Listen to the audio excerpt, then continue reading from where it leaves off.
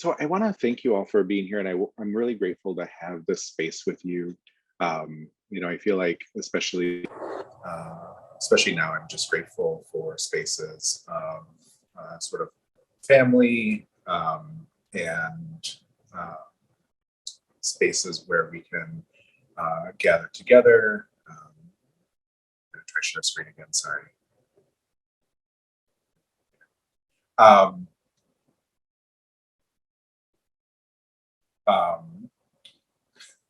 and so again, it's great to be with everybody. And I'll admit, when I was putting this together, I felt very scattered in doing it because I was reading a lot of fantastic things and trying to think about what would be most useful, for us. And what I came around to is sort of this notion about mutual aid and disability justice, and I'll explain how these two things come together as we sort of go through. And I'm happy to share slides as we navigate through. So anyways, mutual aid, coined by Kropotkin in 1902.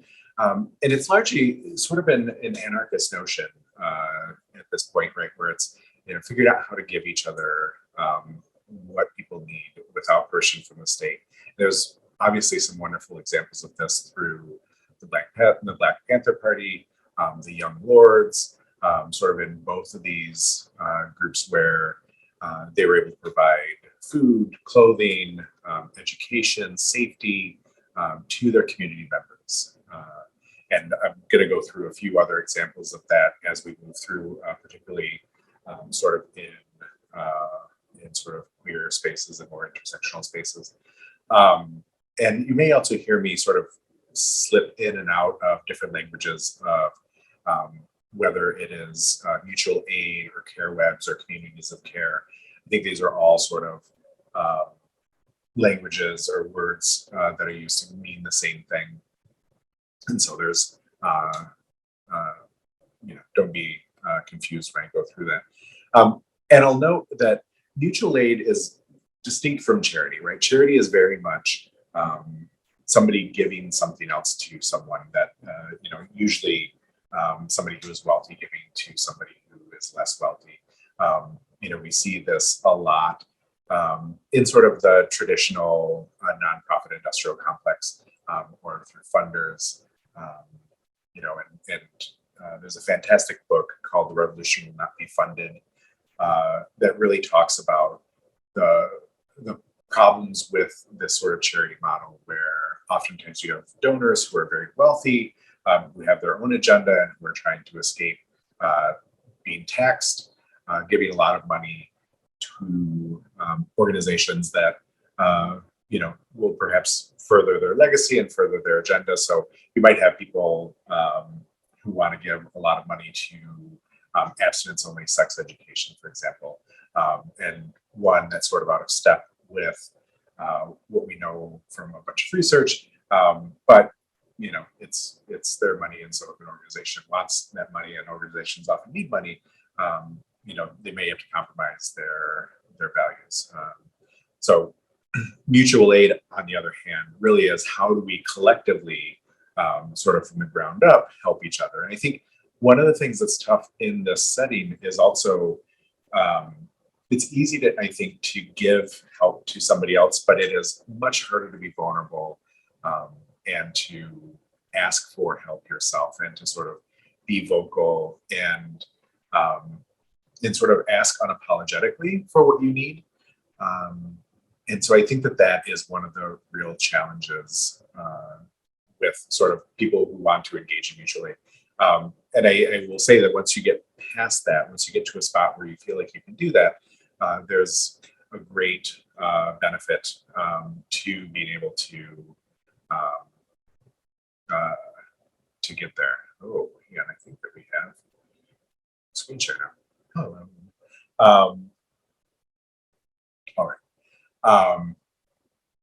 This is fantastic. Thank you, Rachel, for making that happen.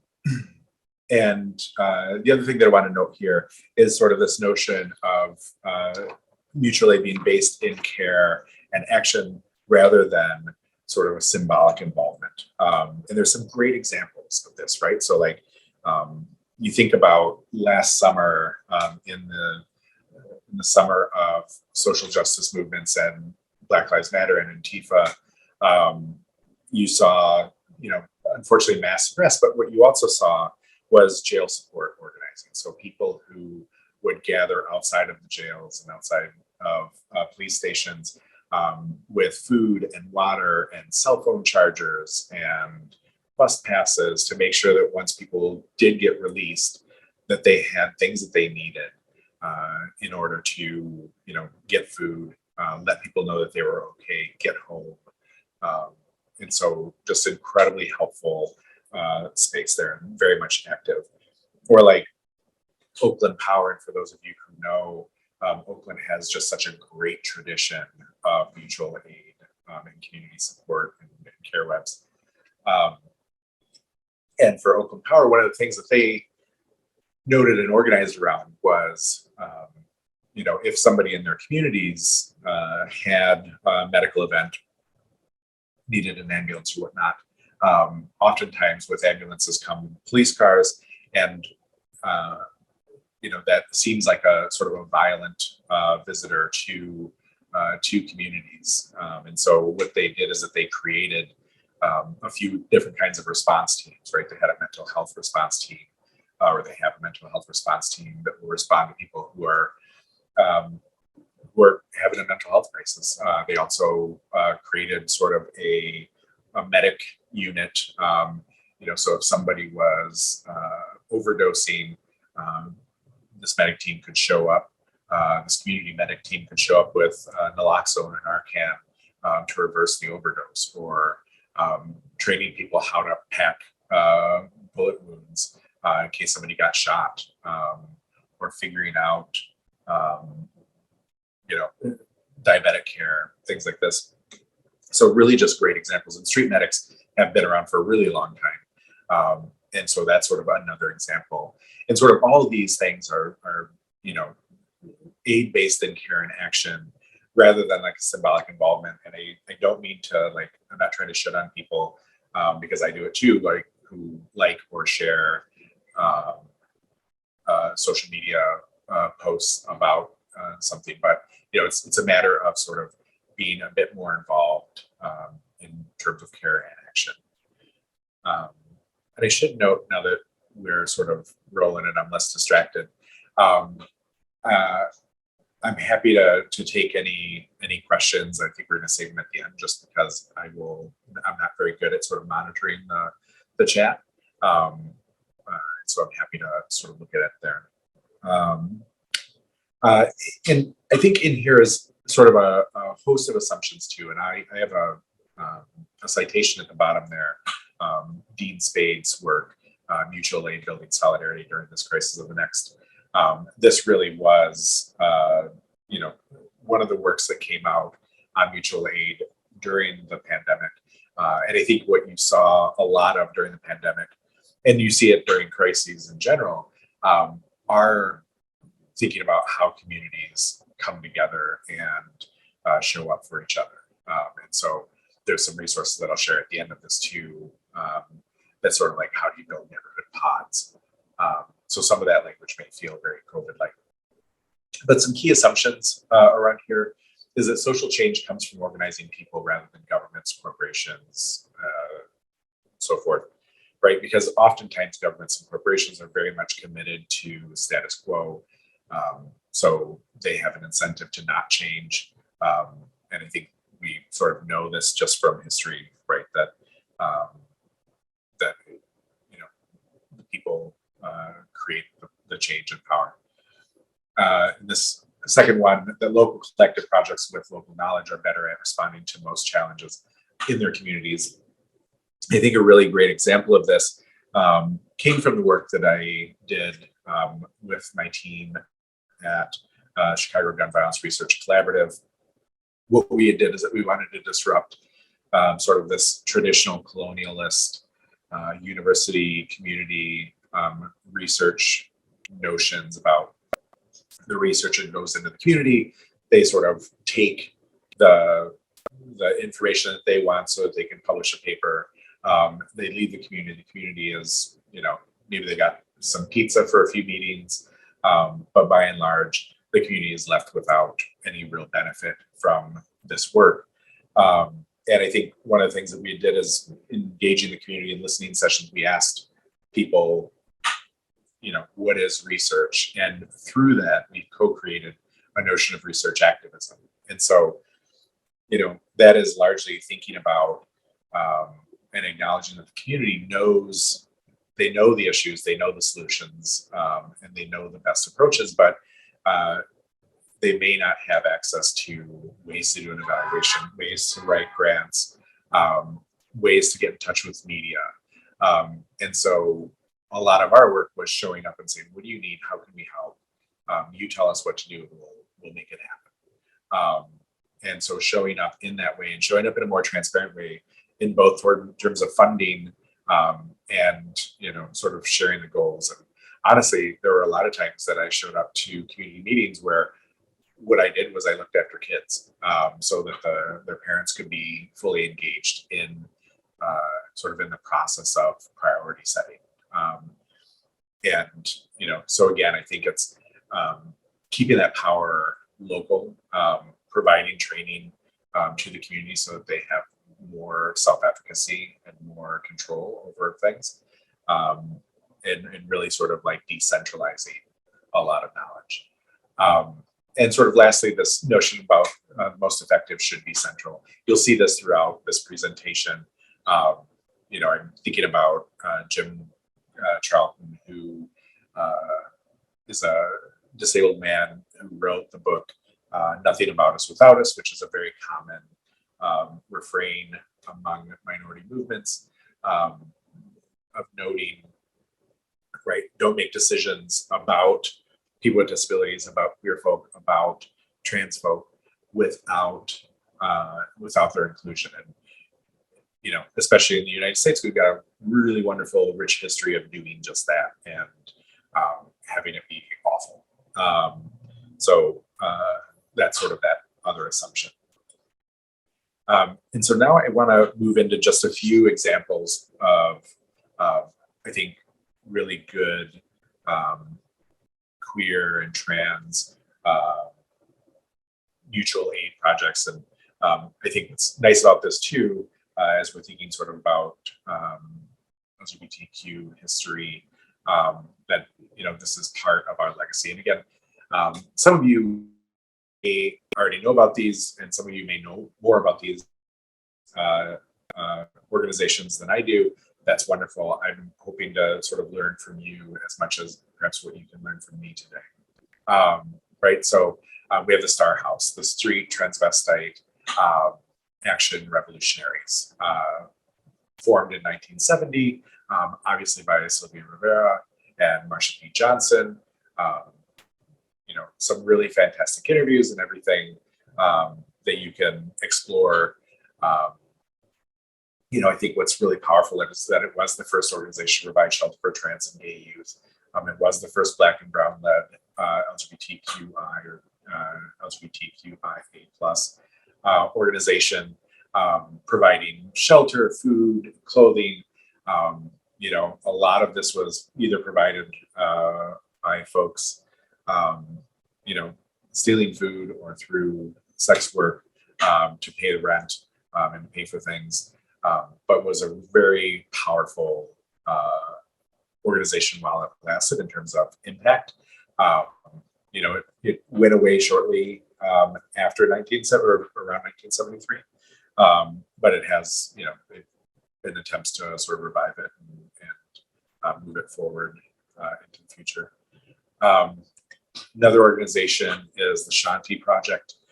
This was founded in 1974 initially, but in 1981, it started focusing on what was then considered the gay cancer, right? As people started seeing Kaposi sarcoma show up on gay men who had been infected. I think one of the things that is just so beautiful throughout this period really was the community coming together to take care of each other, especially when at that time, the president, Ronald Reagan, refused to even mention the word HIV or AIDS until almost the end of his term.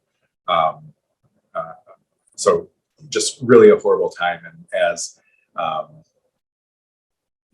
again, sort of another example of not waiting for the state to provide some of the things that will keep us alive and keep us going. And there's this, as I was preparing for this, I was doing some reading around Shakti Project, of reading some interviews and just thinking about it. And I came across this quote that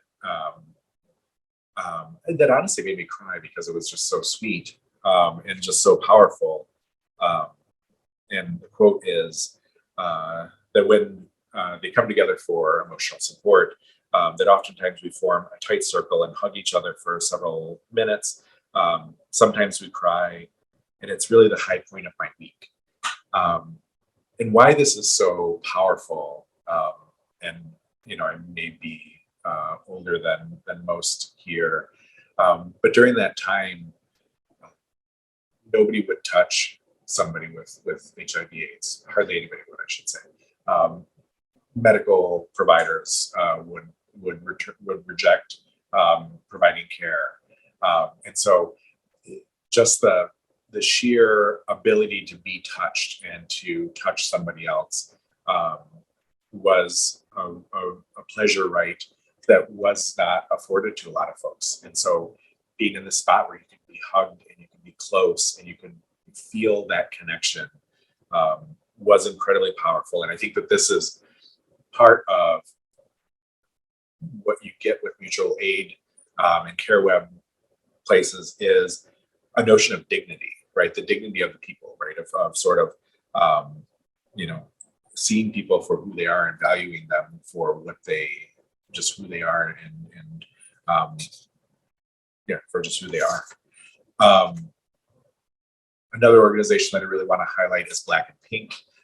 They're a more contemporary organization. They're a prison abolitionist organization, really focused on LGBTQI and HIV positive people who are incarcerated. And one of the things that they'll do is that they will create pen pals for people who are incarcerated. They will put together and publish a prisoner written newspaper and distribute that through other prisons. They'll provide court accompaniment and so forth. And there's chapters all across the United States. There's a chapter in Chicago here. But again, this is sort of another space that is trying to figure out, how do we give dignity to people who are in inhumane systems or inhumane situations. And so this really is, I think, the power of mutual aid on here. And now I'm going to pivot a little bit and go into sort of the disability justice part. And I'll note, so my home is really, my PhD is in disability studies. And so that is sort of my intellectual home. I am a social worker, I'm a therapist, but that is sort of the space that I work in. And I'll say, I think that there's such a strong connection between queer communities and disability communities, right? Queer and trans folks started out being incredibly medicalized, as did a lot of minority groups. And we still are in the spot where, if you are trans and you want to change the gender marker on your driver's license, right, you need a letter from a therapist. If you want to have gender confirmation surgery, you need to undergo a lot of psychological care. Illinois is one of those states where you don't need a therapist to sign off on hormone replacement therapy. But, other states, you certainly do. And so I think that there is, and we know that there's sort of this large crossover of queer and trans folks and sort of MAD communities or neurodivergent communities, disability communities. So there's such an overlap here. And I think, as you'll see in this next slide, as I talk about disability justice, I think that you see the connection very, very clearly. So this quote is from an amazing book that I highly recommend. The book is called Care Work, Dreaming Disability Justice. And you know, it's you can listen to it on Audible or wherever you listen to audiobooks. You can read it. Just really fantastic. And she has a lot of YouTube videos as well. If you want to sort of listen to it through there. But this quote, I think, is a nice summary of disability justice. So she writes, a disability justice framework understands that all bodies are unique and essential, that all bodies have strength and needs that must be met. We know that we are powerful not despite the complexities of our bodies, but because of them.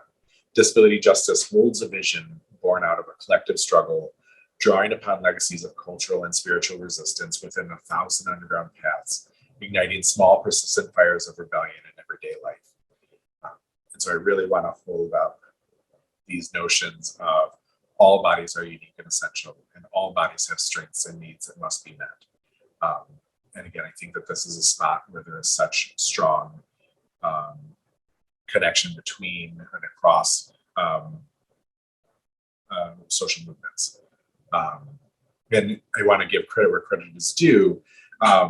So disability justice as a concept comes from this organization called Citizens Invalid. And if you don't know them, I strongly encourage you, and I provide the link to their work at the end. I can also put it in the chat if that's helpful.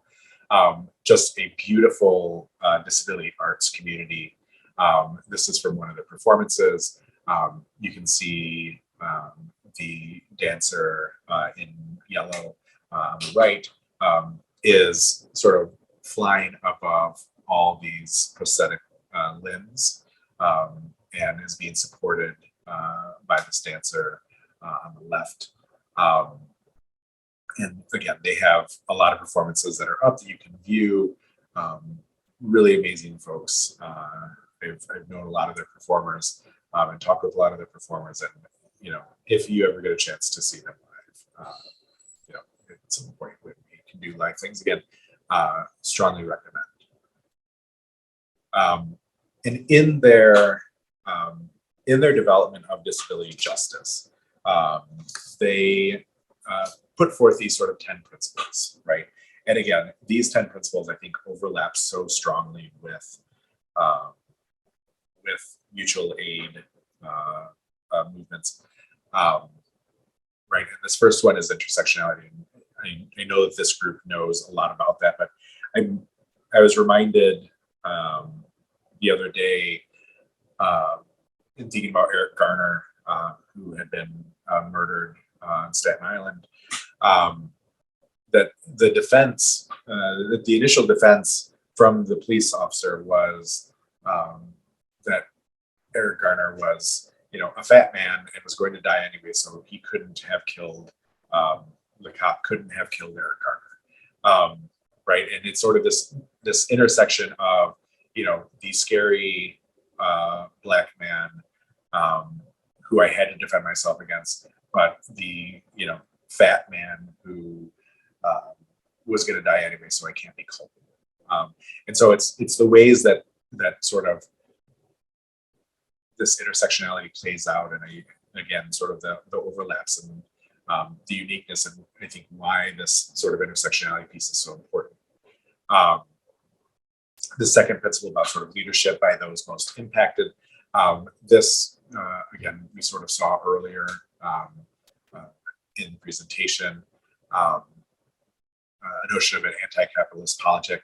Again, this is sort of, don't wait for corporations to do it, because there's not really, like, justice is not, doesn't really create, you know, profit margins and like stakeholder shares. The notion here of cross-movement solidarity. And I think, again, this is important because so many of us fall in multiple communities that benefit from care wins. Recognizing wholeness, again, sort of how all these all these aspects sort of show up in our lives. Sustainability, this sort of commitment to cross-disability solidarity. And I would say, again, this is sort of like the cross-movement solidarity and cross-disability solidarity. I used to be president of an organization called Society for Disability Studies. And we would host an annual conference, which I will note is already less accessible because people would have to travel to it. But one of the things that we worked on so strongly was thinking about how do we make this the most accessible conference possible? And this was before we had sort of this much technology, which would be wonderful. But down to thinking about like how we create sort of scent-free zones, how do we make sure that we have sign language interpreters, how do we make sure that we have captioners, how do we have rooms where if somebody was feeling overwhelmed, that they could sort of go and be in a quiet space that was calming. And I think, what was useful in there was thinking about how to make the space accessible across disabilities. And I think, again, we have this sort of all the time, and I'll come back to this in a second on this next slide. Notions of interdependence, right? We're so used to thinking about independence in the United States, but sort of how do we rely on each other?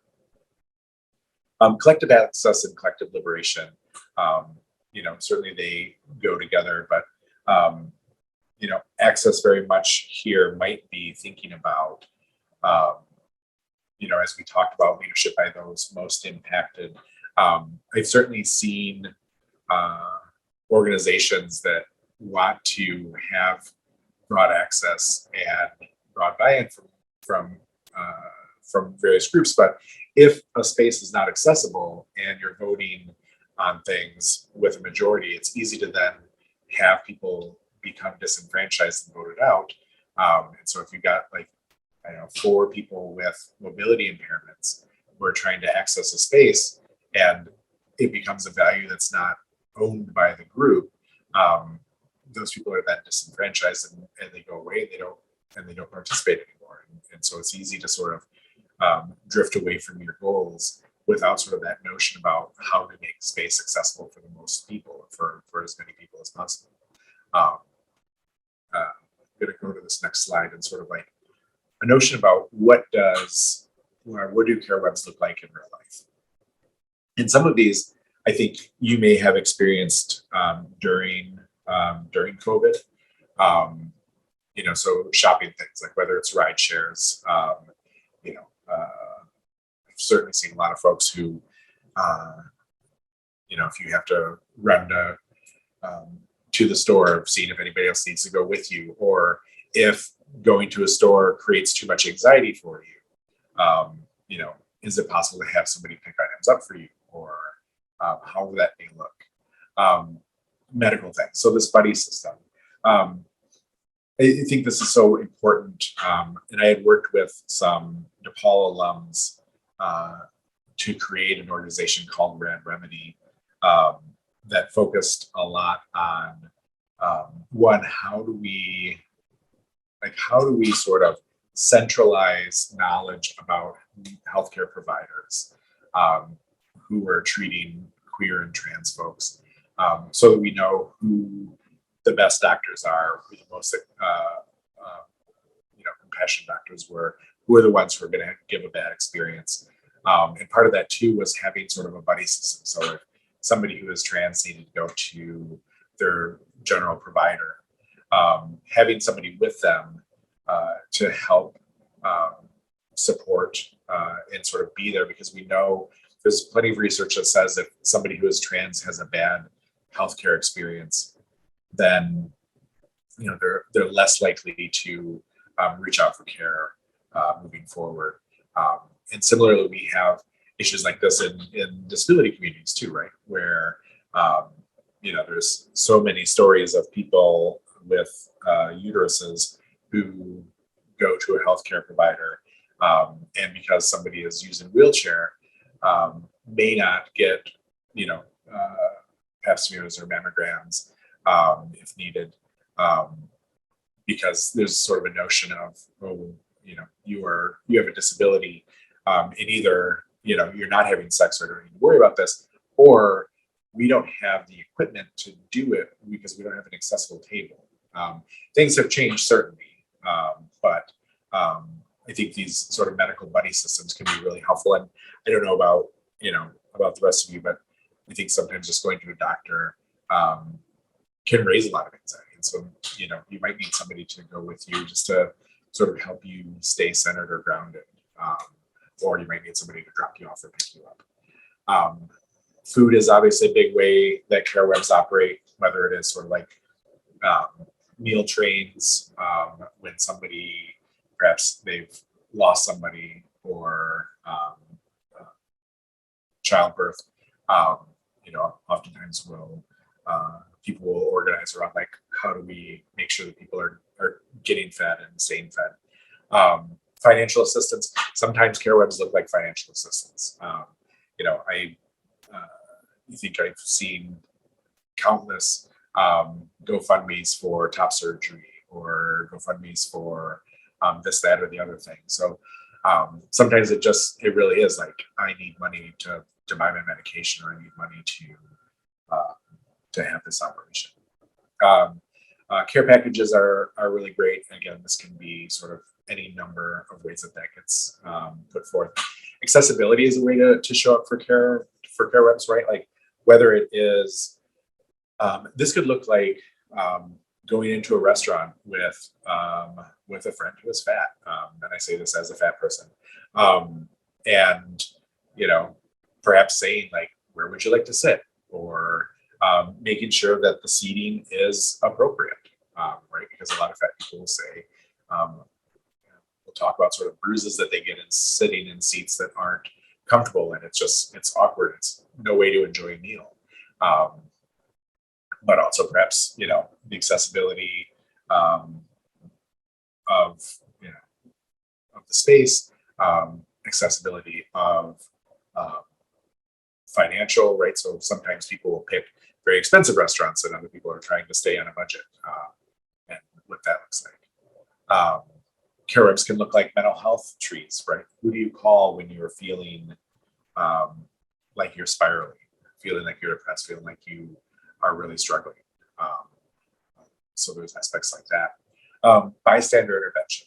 There's some great bystander intervention trainings, even in Chicago, that can look like, how do you keep people safe if somebody gets shot around you? So like bystander intervention training will often teach you how to care for wounds, how to pack a wound if somebody gets shot by you. And again, this can be helpful, not just for sort of that piece, but also just for disasters that may happen. Community bail funds, right? We saw these a lot, again, when there are mass arrests, about sort of how do you support people who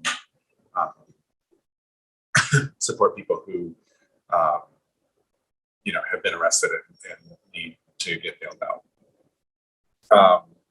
Cop watch, right? So like, I can't imagine how different, or maybe I can, unfortunately, can imagine how different the George Floyd, everything would have been with George Floyd if not for Darnella Frazier, right? So Darnella Frazier is the woman who recorded on cell phone camera, right? So sometimes cop watch is making the police aware that that you are watching them and that you're there. I'll admit, one of my more annoying examples of this, I play banjo, which automatically makes a lot of people dislike me, I think. But the cops really don't like it if you are sitting out playing banjo while they're hassling somebody. But sometimes it is just showing up and being present and making sure that they know that they're being watched. Again, in a way that doesn't make you in any danger, but cop watch can be very important. And so now thinking about how do you develop these pieces, and I'll say credit where credit is due. This this document from AOC and Marama Kaba, I think was really helpful. And again, this was something that AOC had distributed on her website in thinking about, how do you build a network and sort of like where do you start? And, again, just something that's very accessible. And what we have here, right, is, so I've sort of given you the definition there, the notion of solidarity, not charity. But here, sort of like the how to build a mutual aid network, who can help me, connecting with those folks, finding a buddy to work with, you can sort of see. And I think it's key that, right, like start small. And I think it's important to start to establish communication channels. Like how will you communicate? Like, will it be sort of a text group? Will it be, social media group? How will you sort of talk? And sort of like, how do you get the conversation started? Really that bottom part about stay cautious, and that, as you can see, is very, or as you can imagine, is very much, COVID related. And I'll say, like, another spot where that sort of buddy system is helpful is thinking about public transit, right? Like I have the privilege to pass, as masculine. But when I have been on the CTA wearing a skirt or wearing a dress, it takes a lot of energy to do that. And to then get to work and, try to function, there's certainly a loss of energy. And one of my graduate students who I had talked to, I think it was earlier this year during the summer, I had asked her how she was, like, what do you say when you're talking to people who are in a pandemic? But like, how's the pandemic going for you? And she had said, she's a Black woman. She said, honestly, it's done wonders for my productivity because I don't have to spend the energy of being a Black woman on public transportation, right? I don't have to, worry about catcalling. I don't have to worry about like why people aren't sitting next to me. I don't have to worry about, microaggressions. And so all that energy that I'm conserving, going through that experience, I can put towards just being a happy, healthy person, and getting my work done. And I don't have both the sort of recovery from the morning commute, and sort of like the concern of moving towards the commute home. And so I think, again, this might be a spot where a buddy system would be helpful as well.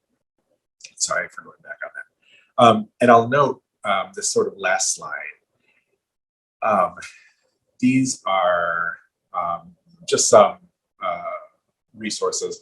The sort of neighborhood pods, right, is a really helpful Google Doc that I think is like a very step-by-step how to set up mutual aid networks. And you may already have things set up and you may already have people, and that's fantastic. I highly recommend, having people you can rely on. So like the neighborhood pod Google Doc is really helpful in setting that up. The Mutual Aid 101, I believe that is the one that is from AOC, but also incredibly helpful and very step-by-step. So I think at this spot, and I think that I'm right on time, I'm going to stop now and see if there's any questions. And go from there. So I'm going to stop sharing my screen so we can see each other.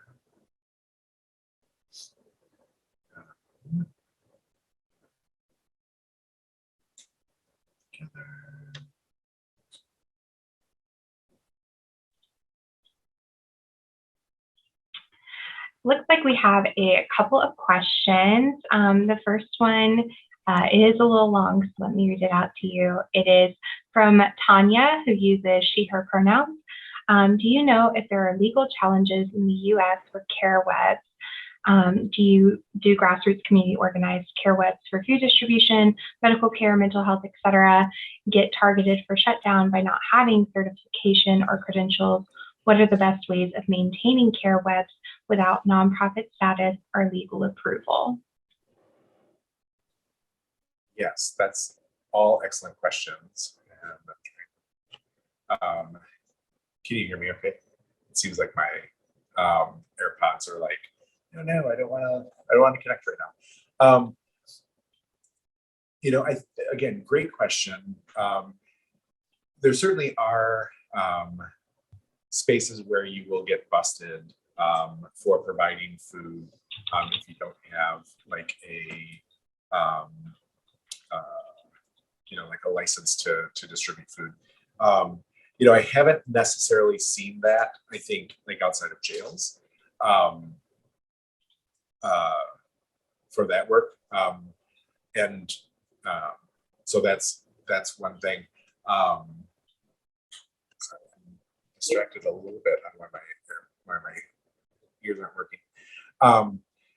In terms of like thinking about organizations, like how do you do some of this work without a nonprofit? One thing that's been really helpful. So an organization that I've worked with is an organization that's called Chicago Torture Justice Center. And very much a grassroots organization focused around how do we help prisoners who were tortured by Detective John Burge, sort of back in the 80s and 70s. And sometimes you'll find large organizations that will be happy to serve as like a financial agent for small nonprofits or for small organizations. And basically what that is, if you're going to try to get money, sometimes people will say, well, I want to make sure that you're not going to misuse the money. And I want to make sure that there is some like accountability, which makes sense, of course. And so sometimes there are organizations that will, serve as that and sort of be like, we'll take care of it. We got you. So that can be helpful. Make sure that I got all of your question. Just like going back and making sure that I can see that. There's one more question. Okay. This one is from Barry. Hi, Nomi, great talk. My question, how might we apply a mutual aid ethos to the work of the university, from scholarly creative production to the work of teaching and learning? Mm-hmm. That's really a fantastic question. I think there's a lot of ways that this shows up, right? I saw recently, I think it's a women's center collecting food for people who may need food. But I think in terms of this, and I think there's a few other places around there, but in terms of, the work of the University of Scholarly Creative Production, teaching and learning, I think a lot of this is figured out how to show up, right? I think when I recently went through a promotion process, and I think that what was needed, and I think this is one of the things that we as faculty and as scholars need to do, is to educate the university on what this work is, right? Because the university really wants to promote itself off of like strongly community engaged work as like, look at the good that we're doing. But the systems, particularly promotion, don't necessarily want to reward that because it's a very, like everything, they don't want to change, and they want to look at things as they need it. So I think part of this is faculty and people in the university pushing for redefinitions of this. And I think you just went through promotion process too. I'm sure you have some feedback. So I think some of this is creating feedback for those committees. I'd be interested in thinking through, like, how do we do this better, particularly for sort of teaching and learning. I think part of it is that we just don't have a space, to talk about sort of any of this stuff. And that's a disservice. And I think, I know that we are in a pandemic, and I know that everybody is stretched very thin, but also just trying to figure out where we can get space and creating space, where we can talk about that and talk about there has to be better ways of doing what we're doing. I admit that I feel like anytime I talk to colleagues, I learn so much, which you would think would get me to talk to colleagues more. And I'd love to, but it's also just sort of like the crushing service piece. So I think that it is us figuring out, like, how do we do this and coming together and organizing. I was really encouraged by the Council of Gold recently, where we got together. And I mean, that's clunky and clumsy, but we have a lot of people, so trying to figure that out. Sorry, that was a very rambly answer. Thank you so much. That I think concludes all of the questions that have been submitted. Is there anything else you'd like to share before we close out today? Yeah, I don't think so. I guess I will note one of the things that I wanted to say at the start. I just want to acknowledge that today is the 23rd anniversary of the assault that would eventually kill Matthew Shepard.